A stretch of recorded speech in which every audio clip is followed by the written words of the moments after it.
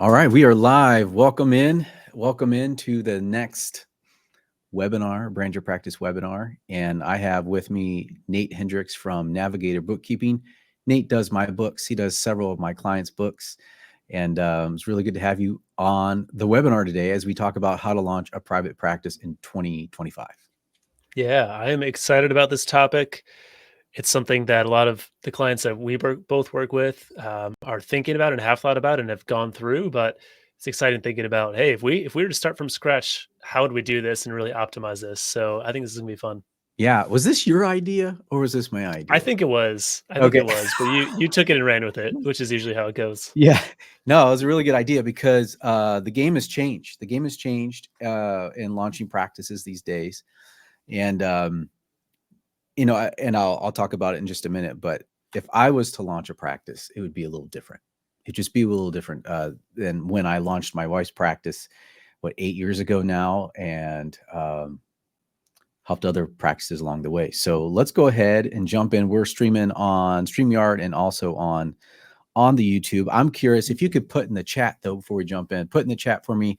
Are you planning, if you're here and you're live, are you planning to start a private practice in 2025 or thinking about it? Have you already started one and you're just like, I want to see what Brent and Nate have to say if you're trying to maybe retool your practice a little bit. So let us know if you're looking to launch your own. And here's the other thing is this is going to be kind of like a rapid succession of slides. So we're going to be talking about this. I would love for you guys to put questions. Oh yeah, thanks, Amanda. Already have. Okay. So we got some people who already started one. We're just curious what we have to say. I love that. Cindy, already in practice, definitely looking to upgrade.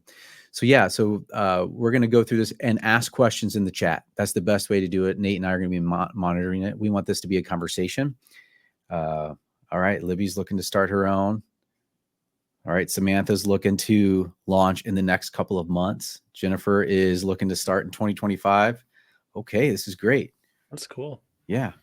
Exciting Roger, hey, stuff. Roger, expanding is his thought to share with us today. Awesome. Let's go. I'll say, Joan here, have one, need to build a website, focus on building a full fee practice. Yep, that's great. I think that's the best way to go. Okay, so let's go ahead and jump in. I'm going to get to this other view here. See if I got we got to let Nate in here. Keep Nate in. All right, so here we go. How to launch a private practice in 2025.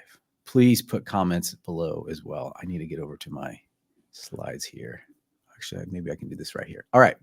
So what do practice owners want? Well, practice owners who are looking to start their own practice, they want a simple way to get going because there are a lot of things that are involved in starting a practice. So this is going to be, they want a step-by-step process to launching a practice. The problem is they don't know where to start, and you might be feeling overwhelmed by the idea of starting a practice. So we're going to help you out with that today. I'm Brent Stutzman. I consider myself a full stack marketer. What does that mean? I've done all the marketing things. And when I say all the marketing things, I've done all of them, but TV ads. Just anything I've done has not shown up on cable television, but I've shown up just about everywhere else. Full stack content creator. So I've done all the video, podcasting, webinars, all those things. And for 5 years, I was a certified story brand guide. But for some on our chat today, could be helpful. But story is going to be a huge part in starting a practice. Since 2000, let's see, my son is now 8 years old. So since the last 8 years, when I pivoted into this full time, I've helped launch and scale up private practices across the country. And my mission is to help launch, grow, and scale 30,000 private practices by 2030. This was 10,000 like a few weeks ago, but then it started to grow. Like we would hit that number in 2 years. So I wanted a bigger mission for myself and for my team. And the way I kind of think about that is through the different like businesses and entities that I own and co-own with my wife. So for example, a Play Therapy Toolbox is e-courses for play therapists. So how many email subscribers and students do we have in there? TheraSAS is an intake CRM. So how many subscribers do we have into that platform? The private pay practice program is Dr. Deb Legge and I, how to scale up How do you start and grow a private pay practice? So how many students do we have? How many email students on our email list that we're supporting? And then brand your practice as well. So those are all doing well, and those all go towards the 30,000 number. So we're on our way. And Nate, you want to take a second to introduce yourself? Yeah. Yeah, could I call myself a full stack bookkeeper? Is that I don't think that's a Yeah, term, but go for it. we'll go with it. But yeah, I own Navigator Bookkeeping. We have been around for 6 years, 6.5 years, and we've been really deep into private practice for the last 2 to 3, actually from a connection with Brent, working together and kind of going from there. So yeah, we love private practices. We just got back from a private practice conference. Brent was also there actually, and just love talking to practice owners about their financial story, about their bookkeeping, QuickBooks. But really, what we want is we want all practice owners to really feel confident in their numbers and be able to use that confidence to make decisions and move forward in their practice without kind of any, money guilt or shame or any of those kind of negative emotions. We want them to feel confident in the numbers, not have to worry about those, and kind of go from there. So yeah, we also work with practices all over the US. I don't have a cool map like Brent. I'll have to get one. Actually, I have one on my wall, but I will not, move the camera over there. But we're in 22 states. So we have practices in 22 states. So it's always fun to talk to practice owners from all over the US and see what they have going on. That's right. Yeah, and there's a lot of emotions around finances, and what I Mhm. appreciate about Nate is like numbers don't care about your feelings, and you need that objective look at your numbers, especially your finances, when you're running a practice. So, all right, let's jump in, Nate. Okay, so here's the Do plan. it. We're going to start with why, and then we're going to jump over to talking about a business plan and what that looks like. We're going to talk about software and services, and then building a sales funnel. And I'm pretty sure that's in that order. But please, again, we are looking for you all to leave questions for us in the chat. So leave any question. We'll take a minute and answer those. All right, here we go. Let's jump in. All right. So yeah, for our purposes here, we are calling this practice Acme Child Counseling. And there's a reason behind that. So, all right, for Acme Child Counseling, we're going to start with why. So when you're starting a practice, you want to start with your why. And there's a couple areas around this that you want to be focusing on when it comes to starting with your why. And the why is important because when you are launching a practice and you're growing your practice, some of you know this in the chat, it is emotional. It's very emotional. There's a lot of anxiety. And those moments that are going to help you push through those parts of the launching a practice that you just want to give it up, right? Just throw it all away and give it up. You want to know your why. So what is your why? And I like to think about understanding your why in 3 areas. So the support, like, why do you want this business? Is it in what area of your life do you want to support yourself, your family, and then your community? I like to think about, like, what if you don't do this? Right. So what's going to be missing in your life? What's going to be missing in your family? What could be potentially missing in your community if you don't start your private practice? And think of it that way. So as you start, like, what's going to be missing? What is it about me and my training that I have something to offer? And if I don't do this and starting a practice, what would be missing in my community, in my life, and in my family? And I think that's an important place to start because it's going to be really hard. And you're going to have to dig deep in those moments, the dark nights of the soul in the entrepreneurial journey to get going. So I'm curious, Nate, if you have anything to add to that. But I think starting with your why, that foundation is going to be pretty important. No, I think that's great. I mean, running a business is, as we said, it's emotional. It's ups and downs, right? In the 6 years I've been running this business, there's times that you're like, this is the best thing I've ever done, and there's times you're like, why am I doing this? Right? You're going to get both of that no matter what when you're running a business. So I love this because you got to remember that why behind it. For me, I started a business because I wanted flexibility with my family. I wanted to be around for my wife and kids. Wanted to be around. Maybe it's something similar for you. Maybe it's something different. But if you don't have that, like Brent said, you're going to be kind of on shifting sands when times get tough. You're like, maybe I'll just go back and work for somebody else. So it's good to have that foundation, that firm foundation. You always come back to be like, oh yeah, I do remember why I'm doing this, and hopefully give you some perseverance in those tough times. Yeah. And also no shame. Like, if money is a part of that, that's okay. Like, that's Yeah. okay. I know there's a lot of shame around money in the therapy world, right? Especially when you're charging, like, full fee. No shame. It's okay to want to be able to provide for your family or support yourself more. That's totally fine. All right, let's jump on to the next one. How much do you need to pay yourself? And I'll hand this over to Nate for a second. Yeah, I just replying to a comment here. There will be a replay of this. So if Danielle was asking if there's going to be a replay because of freezing tech issues. So yeah, this will be on YouTube and that'll be all on there. Yeah. So how much do you need to pay yourself? So this is a really key question. And I talk to a lot of practice owners about this when they're starting out or even when they're further down the road, because this can determine a lot of the kind of key metrics you need to start tracking, right? Like how many sessions do we need to do in a month? How much revenue do we need to bring in? All of that really can work backwards from how much you need to pay yourself. And how I usually like to think about it is, there's a couple different numbers here.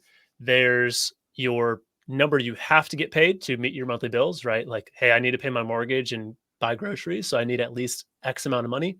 And then there's also the amount of, hey, I would like to make this amount of money. So it might be even a number of, I have kind of a minimum and then I have kind of an ideal. But it's good to know both of those so that when you start the practice, you at least have some benchmarks in mind to start figuring out, hey, how many sessions do I actually need to start pulling in to make this business profitable and pay myself what I need to pay those bills. Yep. Yep. Just get that base mark like that. It's going to help a lot, like just on the psychology of launching. And you'll be surprised. You're like, actually, I just need to get the bare minimum. I just need to see like 6 clients a week. Right. And you're like, it could be possible. Yeah. Work backward to figure out how much revenue is needed per month to crack your monthly nut. Figure out the average dollar per visit. Figure out possible capacity, how many visits you need to pay yourself after saving taxes. Yeah, maybe this is diving a little deeper into this. Yeah, and I think you can use a pretty simple spreadsheet to figure this out. Honestly, you don't need any crazy tool or anything like that. But on the screen here it says figure out your average dollars per visit. That's going to be kind of the key metric here because that's going to change things drastically. So if you're a private pay practice, that number is probably going to be quite a bit higher than if you're insurance based. But either way, and depending on where you are in the U.S. as well, but whatever that number is, you're going to need that to figure out. Okay, if that number is $120. Now I can figure out, multiply that number by, 20 sessions in a week. What does that come out to? And then we can start to figure out how much revenue you can actually bring in. There's some other things to think about there. You want to think about taxes as far as how much do you need to set aside for taxes? What are your costs? But if you're just starting out as a solo practitioner, this is pretty straightforward. It's figuring out what's my dollars per session? How many sessions am I going to do? How much revenue is that? And then just figuring out, take that total revenue number, subtract out taxes, subtract out costs, and you have left over, what you could pay yourself to kind of go along that route. Yeah. I'm going to see if I can actually share this up here.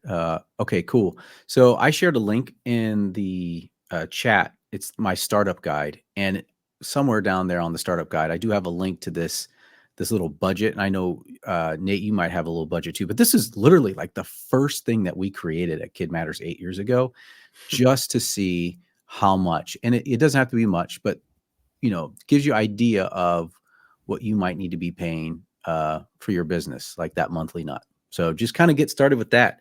Play around with some numbers. It doesn't have to be, and ask around. If you don't know what like water or natural gas, or if you have a triple net lease or something like that, you could, ask around how much is other people in the building, how much things might cost for utilities and other things as well. So I wanted to share that resources.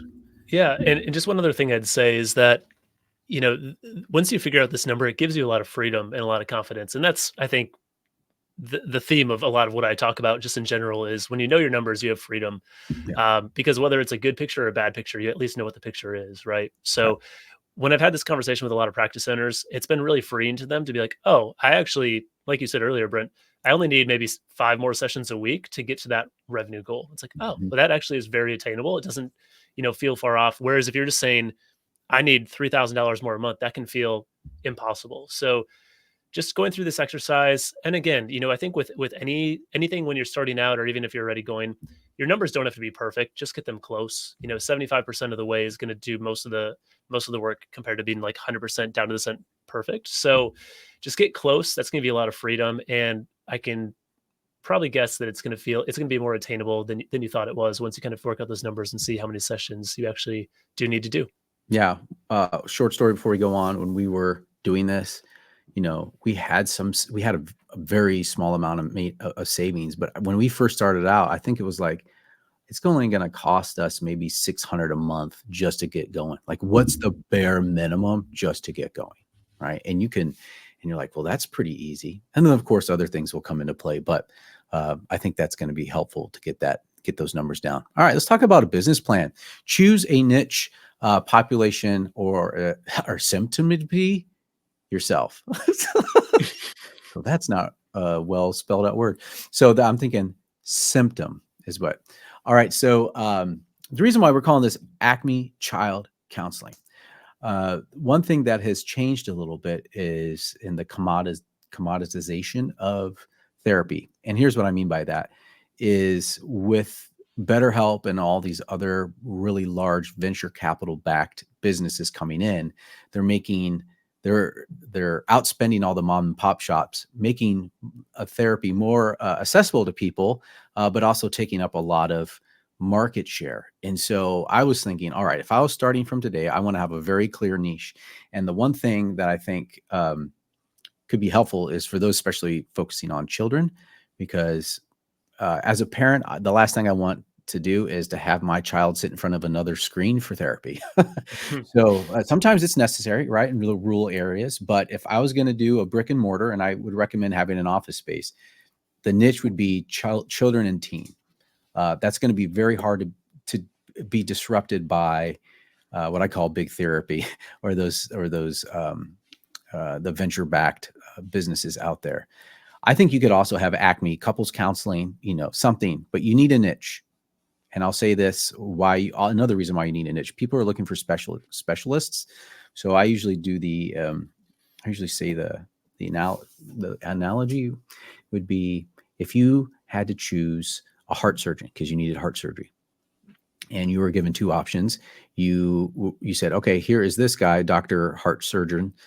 He does heart surgeries all day long. And this particular procedure that you need done, that's all he does. And you can choose him or another guy that also does heart surgery, but also does brain surgery 50% of the time.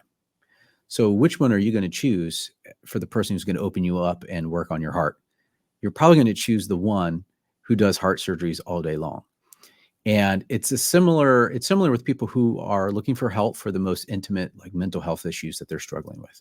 They want someone who they can trust to help them with that problem. So niching down, having a specialty, either around symptoms or a demographic in the population. So that's kind of my thing. If you want to add anything to that, Nate. Yeah. Well, I was just going to say, niching down is also really helpful from a referral perspective. Think about your community and referral partners you have. If someone comes to them and just says, hey, I need therapy, they have so many therapists and practices to choose from. But if you specialize in, let's say child therapy, and they're like, hey, I have a 7-year-old who needs therapy, that referral partner can then lock into their mind, oh, I know this person who does just child therapy, right? So much more easy to make that referral because there's many less practices to think about and your practice sticks out with that niche. So I do really love that about a niche. It really helps you stick out in referral partners' minds. Yes, you will repel some potential clients, and that's okay. But your ideal client is going to be a lot more, it's going to be a lot easier to get referrals from referral partners because they're just thinking of you. You're that person who does that specific thing. It's going to make that a lot easier. So, from a marketing perspective too, I know I'm not the marketer on this call, but from a referral perspective, that can be really a helpful thing. Yeah. And there's also SEO, search engine optimization showing up on Google. There's some other things that having a niche will make it a lot easier, and which we may jump into. Let's see here. Cindy's asking, let's see here. Jackie had a quick question. I was told the factor of taking about 40% off the top for taxes and costs. Thoughts? So 40% off your gross of what you bring in. Yeah, it looks like Cindy has a similar question. Hi, Cindy. By the way, I know Cindy. Cindy's great. So 2 questions about taxes. So there's a lot of ways to think about this, and a lot of it comes down to what type of business you are, which we're going to talk about in a little bit. As far as, are you an LLC? Are you an S corp? How does that all work? I would say when you're thinking about taxes, the easiest way to kind of think about it without getting into all the variables and things like that is look at your profit. So the number all the way at the bottom of your profit and loss, right? It's revenue minus expenses equals profit. So profit's what's left over. Take that profit number and multiply that by somewhere between 20 and 30%. And that should give you a pretty good benchmark for how much you want to set aside for taxes. If you're someone who's a little more cautious and wants to oversave, go more towards the 30%. If you're like, hey, I'm okay if we're a little undersaved or we're really close, go closer to the 20%. But if you set aside somewhere between 20 and 30% of taxes, you should be in a pretty good place as a solo practitioner or even as a small group practice. That shouldn't be a problem. And then after that point, it could get a little bit more complicated, but that's a pretty decent rule of thumb. Yeah. And I would say in the first year, if you're just starting, just save a little bit. The chances of your tax liability from just starting out from scratch as you build your caseload isn't going to be that large getting going. Insurance-based versus private pay. Oh man. So we just got back from the Wise Practice Summit, and the insurance stories we heard were horrific. And some of you know this with the clearinghouse and other stuff. So here's what I would say. If Acme Child Counseling, we are going private pay 100%. Here's why. You can actually let the market determine what what your quote unquote worth is. You can set your rates. What else can you do? You can set your rates. You can also adjust your rates a little bit more too. If it's too high, that's okay. You can always play around with it a little bit. But your insurance based is you're typically you're not being reimbursed as much. I was asking a client of mine, when was the last time Blue Cross Blue Shield actually increased their rates, your reimbursement rates? Is it in line with the inflation that we're experiencing as well, right? So there's insurance companies do not increase rates based on inflation, and they're incentivized to not pay back as much. Mm-hmm. However, it's also okay to have, if I was doing the Acme Child Counseling as we're launching it, if I was needing to do insurance, I would choose the highest payer, just choose one to get that going. It's a little bit if you go all in on the insurance, and again, this could go back to your mission. One is you end up probably having to pay a biller, which is usually an insurance or a percentage take out on that. It could be 4%, 6% of whatever they get back from the insurance company for you. So that's extra overhead cost. And then you have the lower reimbursement rate. For me as a business owner, there's really two revenue levers you can pull. Is you can see more clients to make more revenue, or you could raise your rates. If you're primarily insurance-based, raising your rates really isn't a lever of revenue that you can pull down to earn more. So private pay gives you a lot more freedom, and it's also where a lot of the market's going. A lot of people want that, and so yeah, that's Acme Child Counseling. We're going private pay. We're going to go private pay. Let's do it. Office location. Okay. Things that I did not know about when we first started Kid Matters and others, which I wised up to. Office location matters for two things. One, Google business profile. You need a physical office in order to have a Google business profile. And why is that important? Well, if I don't have the slides to show me, but if you type in counselor near me, and we're in Chicagoland, 6 out of the 7 results are going to be from directory sites like Psychology Today, Headway, Better Health. People who have deep pockets to spend on marketing. Those organic slots and the paid slots are going to be taken. However, Google does have the Google business profile, which is their Google Maps. You do have an opportunity to show up on that list because Big Therapy and the big venture capitalists, they don't have office locations. And Google does have a little part of their search engine reserved for local mom and pop shop. So that's why I would say having some sort of office location is good. It puts you, embeds you into the community that you serve. And what was the other reason? Oh, when you're thinking about office locations, I want you to see where you are on the Google Maps. So this is one example. Some offices are located in one zip code, but just 300 feet away could be another zip code. And so when you showing up for a child therapist near me, you may not show up in that other zip code that's 300 feet away. So you want to think about your office location as it relates to the kind of population density of who you might be serving. And because the way Google determines how to show you certain results of local businesses is proximity to the business location and where you're searching. So That's one thing on office location. It's probably a little bit more than you needed. Here's one other thing about office: start small. See if you can sublet Mhm. one. If you want to just rent for 1 day a week or 2 days a week, see if you can sublet low, try to find a month to month, and try to find, landlords love office spaces that they don't have to like knock down walls or put up walls. You Right. can get more favorable terms there. And I'll say one more thing is try to find I think it's called a gross lease. So things are included in the rent so you're not having to pay taxes, you're not having to pay water. And there's like a third one, like gas, like your utilities. Usually want to try to find a way that you're only paying for electricity and internet. So Right. keeps it simple. Yep. And that's what I was going to say is, start small, because we see so many practices that start large. They have big dreams of like, hey, we want to grow into this big group practice, but they have this huge space that's just not getting used, right? There's not therapists in there. There's Yeah. not sessions happening, and you're just kind of getting saddled with that really high rent payment. So yeah, start small. Is it going to be a headache moving? Yes. But from a financial perspective, so worth it, instead of just being stuck and really getting that profitability eaten away by that extra rent, extra utilities. And honestly, furnishing an office can be so expensive. So you Yep. really want to try to do that piecemeal if you can, instead of trying to furnish 5 offices all at once, because those furnishing costs will easily get into multiple thousands, tens of thousands of dollars quickly. So Unless um, you're a thrifter, if well, yeah, actually Goodwill doesn't have furniture anymore. But you can find it. Yeah. Facebook We can add it Marketplace. pretty quick. Facebook Marketplace. That's right. And I'll Uh, just give one quick thing, Brent, yeah. as a metric. We usually like to see small practices spending somewhere between 5 to 9% of revenue on rent, if possible.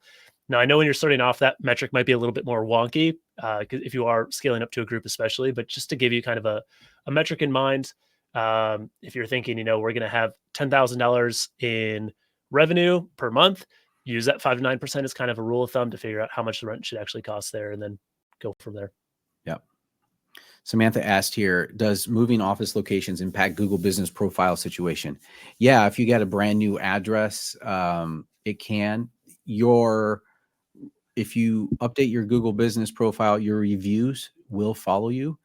Um, you might have to re-verify it, but it could impact search results, like when you actually show up. So if you're in a location that's densely populated, and you move to a rural area or more rural area, you may not show up as much, especially if you start to get out. So if you go into Google and just see where they draw the lines, actually, I don't know, would it be helpful just to kind of see this real quick? Just kind of give an example, Yeah. maybe. Let me see here. All right. So a couple things to consider. Let me bring it up here.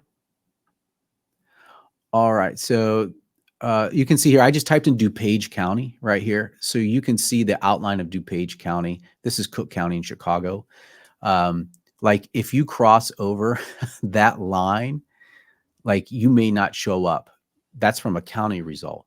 Let's say, let's see, Glen Ellen, Illinois here. So if you're moving over outside of this, and you move to Wheaton, people searching like therapist near me or therapist Glen Ellen, you may not show up because you're actually in Wheaton now. So take a look and see where Google draws the boundary lines. This is how Google determines Google business search results in a way. There's a lot more. There's a couple more things that go into it, but I just wanted to kind of show you as an example. All right. Budget. I think we kind of touched on that already. Yeah. LLC versus S corp, Nate. This is all you, man. Yeah, let's talk about this. This is a great one. So part of the process, which I think we have in the subsequent slides, is getting your EIN, all those things. Really, when you're thinking through the process of kind of the legal aspect of the business, and I'm not an attorney, so I'm not, just going to be clear, I'm not giving you legal advice here, just things to think about. But the first thing you're going to do is get an EIN. That's going to come from the IRS, and that's very simple to do. Takes 5 minutes. That's just your identification number with the IRS for anything. So that's free. It's easy. Do that first. Then the next step is you're incorporating, which is happening with your state. So whatever state you live in, you're going to become some sort of business entity.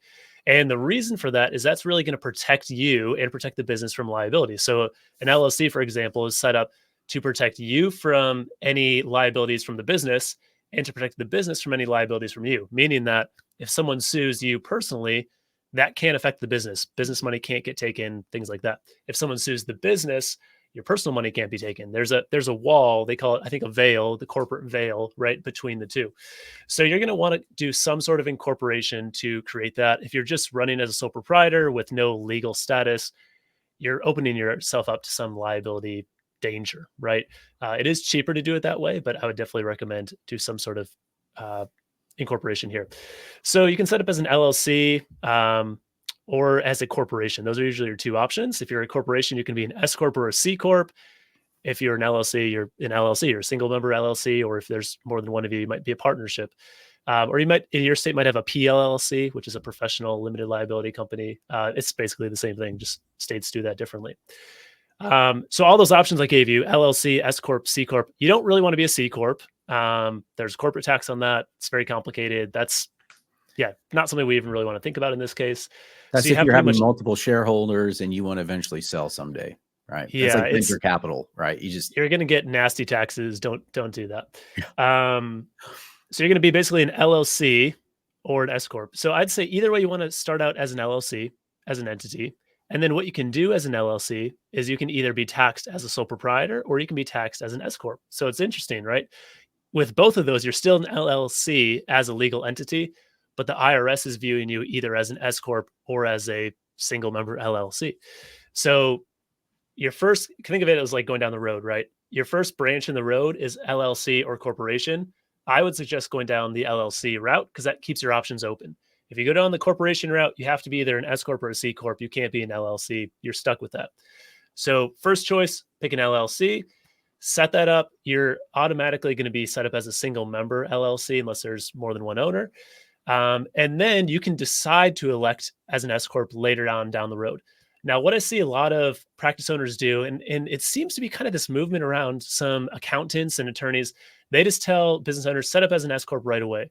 And I really don't like that because an S corp is going to be more expensive to file taxes for. You're going to have to set up payroll right away for yourself. There's a lot more regulations, rules, and expense without much tax savings. The tax savings for an S corp election usually doesn't come in until you're somewhere north of $100,000 in profit per year, not in revenue, in profit, right? So that's something that you want to kind of keep in your back pocket, be able to do eventually. But I would say set up as an LLC, single member LLC, just keep your taxes that way. Don't elect S corp right away. And then, hey, if things go really well and you start raking in a lot of profit, great. Then you can always elect as an S corp. You have to do it in the first 3 months of the year. And you can talk to an accountant about that, about doing that. But I would always keep that just as an option instead of doing that initially. But I see a lot of CPAs and attorneys pushing people to kind of get into that right away. It's probably because they can charge more for tax returns, if I'm being a little cynical there. So I would just say, hey, push back against that. You'll be great if you're a single member LLC. Everything is more simple. You can pay yourself, and you do pay yourself just through distributions. It's very easy. You just transfer money. You don't have to do payroll. So yeah, definitely recommend kind of going that route. There's obviously a lot more with that conversation, but that's my very quick version.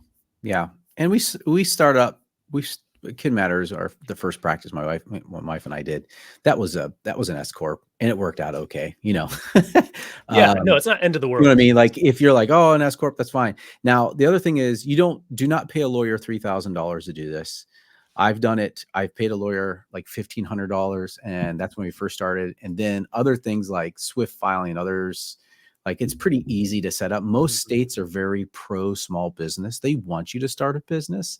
Most states, I don't know about California, they want you to start, but most are. And so they make it easy for you to set it up. So I don't know, it's like a Swift filing or whatever. I've used them for several businesses, so it works out. Yeah. Okay, we did talk about naming your practice a little bit. And I would say, try to have counseling or therapy or your niche or something in your name. It helps with SEO. It also just helps with general clarity. Try not to pick a name that's very vague. You want something that's recognizable. So don't get overly clever with the name. Don't use any irony or metaphors that could be confusing. I like having names straightforward, and having counseling or therapy in your name can be really helpful. A lot of reasons. So I won't belabor that anymore. EIN registration with the feds. This is frustrating, but you can get it done. Yep.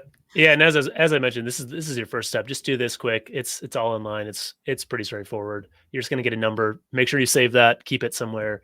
You're going to use that for tax filing and a lot of other things. And you You also also need it probably for use your it. online for your bank account. Yeah. Yeah, you need it for your bank account, and you may need it to register with your state. All right, so you're You going to will. register Yep. your business with the state. And again, like LegalZoom and other places, like they kind of help you walk through this. Also, don't Mhm. pay for the gold packages or whatever the most expensive packages are for those. You really Yeah. don't need it. They're Just going to choose try to one that's sell you on actually a registered registered with the agent. IRS for you. Like, just let them, like, that's what I like. Just, hey, if you guys are going to register with the IRS for me, that'd be great. Get that going. Make sure I'm set up with the state. Yeah, they're going to create your articles of organization with the state. They'll get all that set up. They'll send you a packet with your articles of organization, which you will need for a lot of things, like setting up a business bank account, a lot of other Yeah. pieces. But then they're going to try to sell you other things like, hey, we'll be a registered agent. You have to have a registered agent, all these things. You can be your own registered agent. Just look into that. It's pretty straightforward. So Are yeah, just you don't are get you your oversold own there. registered agent? I sure am. Yeah. Man, And then okay, I have I'm not. employees in I'm other not. May states, and they maybe are I'm the a sucker registered. paying $150 a year for someone else to I mean, do I'm not gonna call you a sucker, but even if you have so we have employees in other states, right? So we have to register with those states as well. Oh, And then yeah. those employees can be registered agents. So you don't have to pay someone separately to do it. You can find someone to do it, even if it's like a friend or a family member, you know, there's a lot of ways to do that. Yeah. Open a bank account. All right, so I've had people use, clients use, credit unions, local credit unions, or big banks like Chase and Truist and others.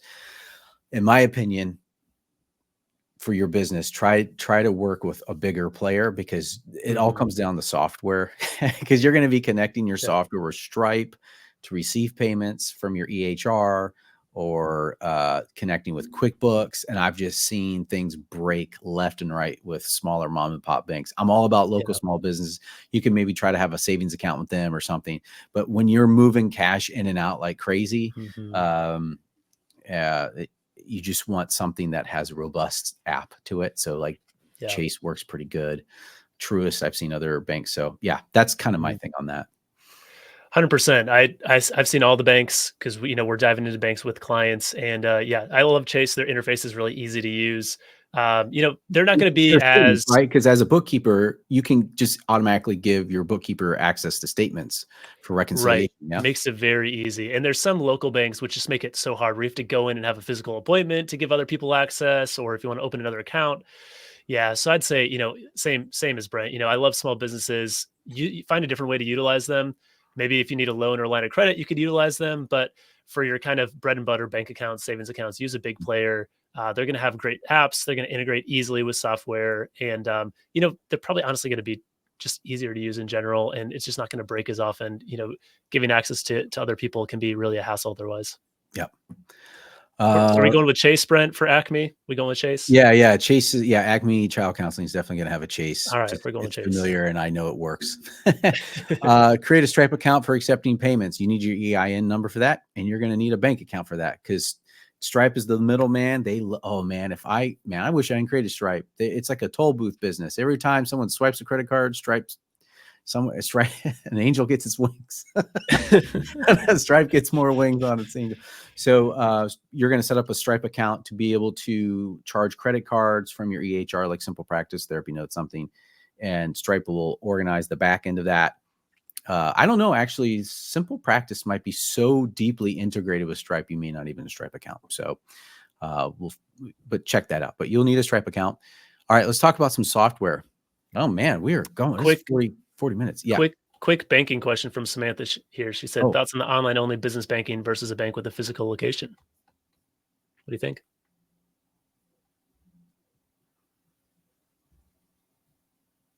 that's a good question. I'm more comfortable going just online banking. Like Mercury is a great bank. One of my businesses uses Mercury, and it's awesome.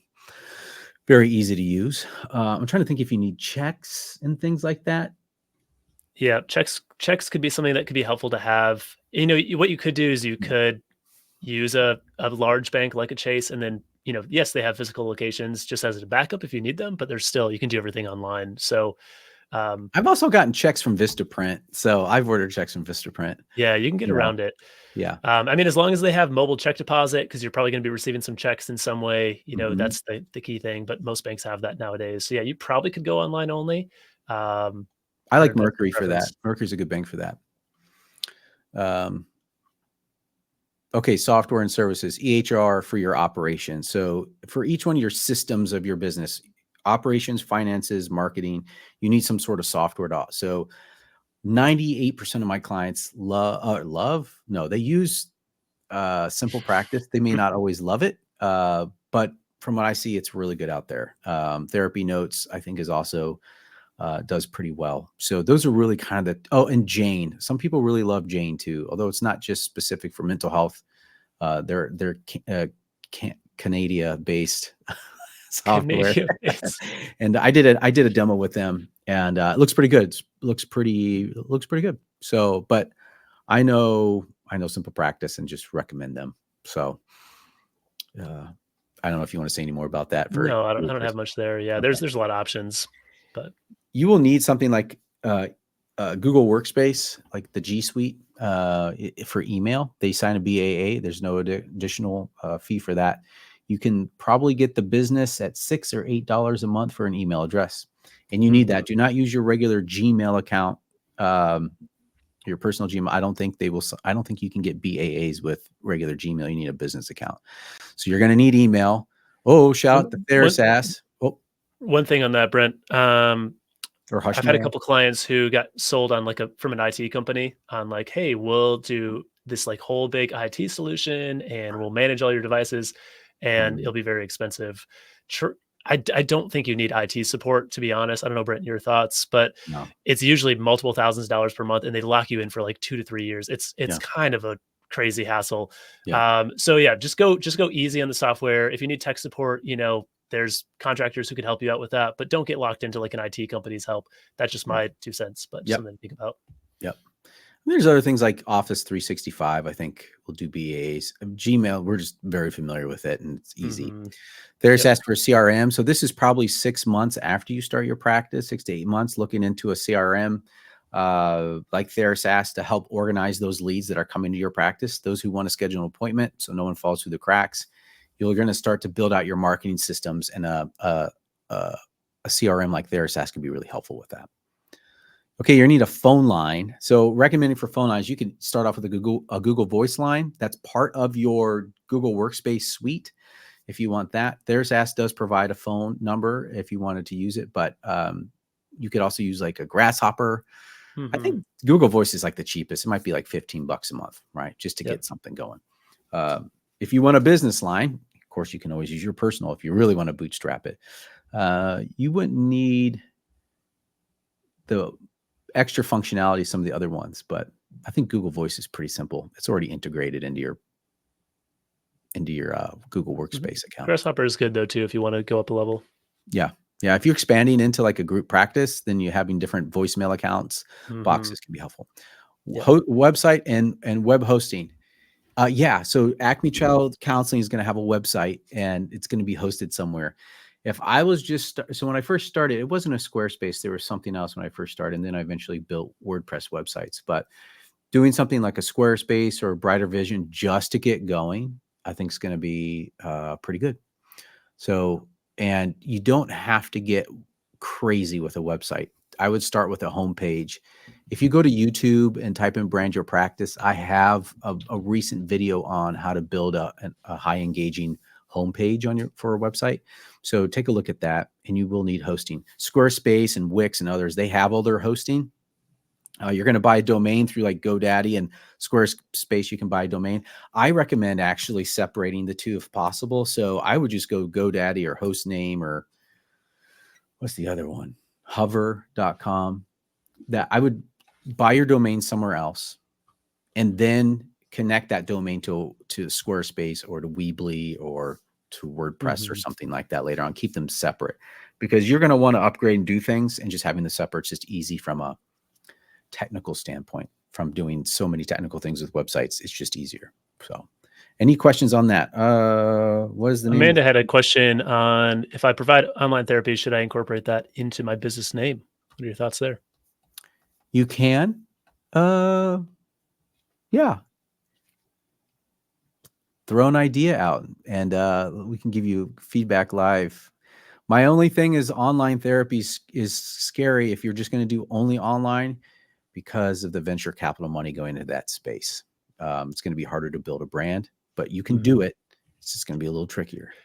I think you'll also want to have a niche, especially. I have a client who's online only. They have a really strong niche and they're able to make it work very well, but they also spend quite a bit of money on Google ads and website costs to kind of fight off, hold that niche, right? So Yeah. I think if you have a specific niche, that would definitely be a helpful piece. Yeah. Good question here from Cindy. Wait, is the domain, let me try to get over to it. Is the domain the host? This is a great question. Hosting is separate from buying a domain. A lot of people so you have a domain that's separate. You pay like $15 a year or The $20 domain a is year. the name of the website, Yeah, correct? it's the name of the Like website. you're buying acmechildcounseling.com. That's right. Yeah, if it's not already bought, acmechildcounseling.com. I would go to GoDaddy and just buy it, hold on to that name, and then you're going to get hosting. Now, Squarespace is a website builder and it hosts your website. Weebly is a website builder and it hosts your website. WordPress is a website builder. You will need to buy hosting for a WordPress website. So that's kind of how It's almost like three pieces, right? You have the domain, which is the name. You have the hosting, which is making it work and connect to the internet. And then you have the website itself, which is something that you or someone builds onto that hosting right. with That's right. that name. Where's that website going to live? You need a hosting plan for that. QuickBooks for finances. Yeah, I'll go through this relatively fast so we can make sure we keep covering other things. You're going to probably want to get QuickBooks right away. Yes, it will be a cost, but compared to tracking everything on a spreadsheet, I would recommend getting QuickBooks. It's going to be 20, 30, $40 a month, depending on kind of what subscription you get. But what it does is it connects directly to your bank accounts, credit cards, so that everything flows into there and you have records. So when you file taxes at the end of the year, you can just give access to that QuickBooks right to your tax filer. Boom, they can file taxes instead of you having to spend a bunch of hours at the end of the year. So I'd say just get that set up right from the beginning. Yes, it's an added cost, but it's going to be worth it in the long run. I wish I did it earlier. I wish I had Nate earlier, but I also wish I did QuickBooks earlier. Right. Just what is it? $30-$40 a month, something basic. It's going to be worth the hassle and honestly the cost, right? If you come to like a firm like ours and you're like, hey, I haven't had QuickBooks and I've been around from January for 10 months, we're gonna have to charge you for cleanup. That's going to be expensive. So this will even just save you that cost of getting everything in there. And then I'd say, have some sort of monthly routine for yourself on the finance side. Do your weekly bookkeeping, just enter transactions in. QuickBooks will show you how. Do a monthly review of your numbers, just kind of see where everything is. If you're doing profit first, which is a whole nother conversation, do those allocations. I do recommend reading Profit First. If you are new to business, it will just help you think through cash flow and how you manage your cash. I would not run a business without it. And then just take a quick look at your profit and loss and your statement of cash flows. Those are just two reports inside of QuickBooks. Take a quick gander at those, 5 minutes per month, just to kind of see where your numbers are. And then my third point here is keep track of some numbers in a dashboard. So if you have you're going to have a couple KPIs, which KPIs are just a fancy word of saying the key numbers. So write down, key how much revenue do we have? Key performance Yeah. indicators, I know, KPI. sometimes we have acronyms for no reason, but record, profit, number of sessions, revenue, cash flow. Just keep track of that. What you keep track of. There's some sort of saying that goes with that, like what you keep track of is important. Yeah, I'm it's not like saying what that you right, but prioritize. Yeah, you communicate to your team what's most important, the data that you share and track. yeah, and to yourself, right? So just Yeah. have a really simple spreadsheet in Google Sheets, right? That's another benefit of having paying for Google. But just keep track of these, kind of see them month over month, and say like, hey, how are we trending? How are things going? And how does this all lining up? So really, when you're new, I think you could probably spend 20, 30 minutes a month and be pretty on top of your finances. It's not going to be like the best solution, it's not going to be the Mercedes of financial solutions, but it's going to be solid. It's going to be good. So just do 5 minutes here, 10 minutes there, and you'll save yourself in the long run on like cleanup costs, on your accountant having messy books, and it'll give you a good picture of the numbers as well. What gets measured gets done. Thank you, James. That's what Yeah. I was thinking about. Yeah. There it is. All right. The next one is, as we're coming in, rounding out here, is to create a sales funnel. And some of you are like, well, what's a sales funnel? All right. This is a sales funnel. I'm not going to go through this whole thing because I have a whole presentation on it that you should check out. It's on YouTube, is how to build a powerful sales funnel. But really, this is a marketing framework. Real quick, your sales funnel, curiosity. Can you solve my problem? That's the question people are asking. When they come to your website, to your homepage, you better have a brand message that talks about how you solve people's problem. That's the only reason why they're at your website. Can you solve my problem? Now, if they say, yes, you can solve my problem, now they're asking, can I trust you? This is the enlightenment stage. So part of your sales funnel maybe include a blog or some videos. This is mostly website based. Okay.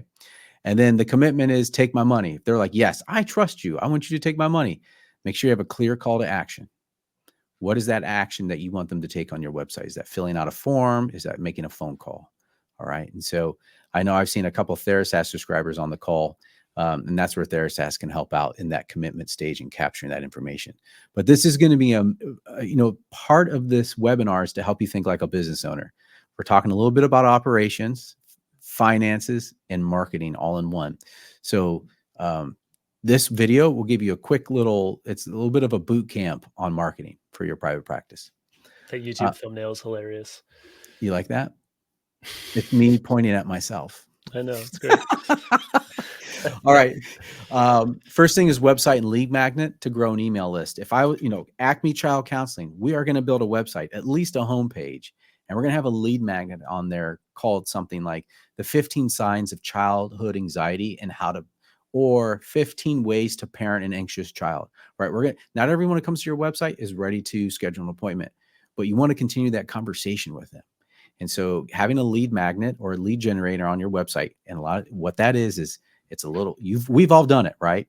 It's a pop-up that says, hey, would you like to download this free resource? And you're like, sure. And you give an email and your name, and then you get sent the resource. That's all that is. It's a free resource that you give them to help grow an email list.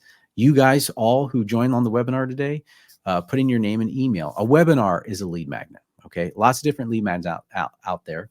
But for Acme Child Counseling, it's going to be 15 ways to parent an anxious child, 15 strategies or tools or something like that. Get that email and we can start to nurture them and build that relationship with them on using email automation. And that's another webinar. Am I right, Nate?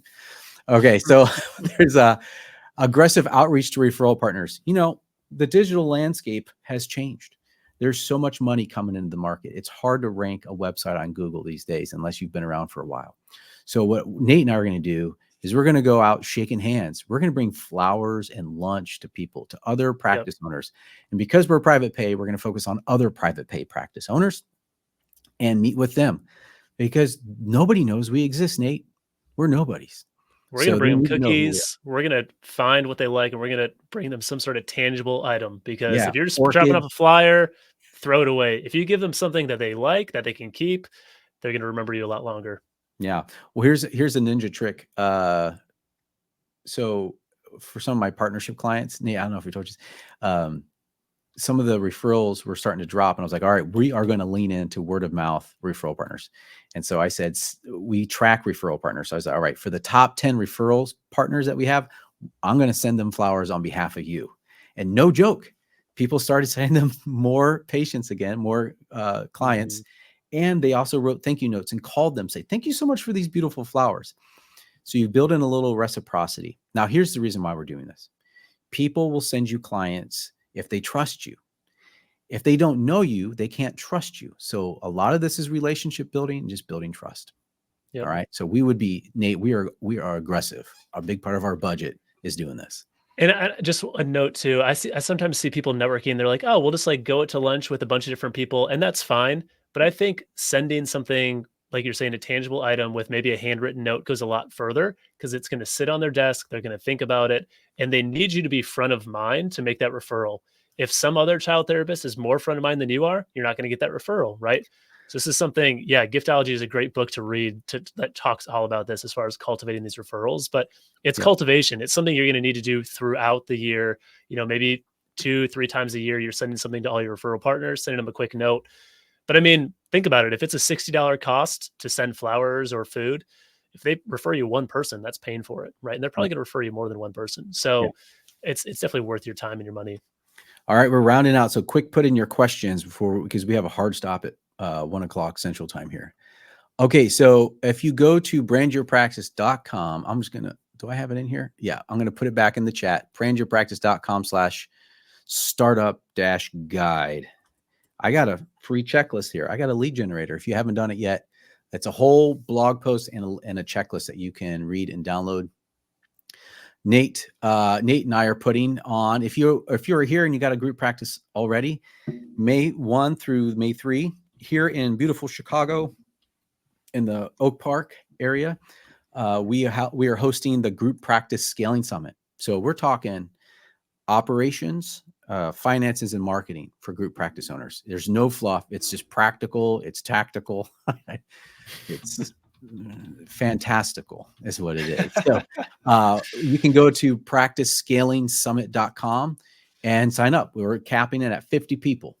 And this will be our second year. First year was awesome.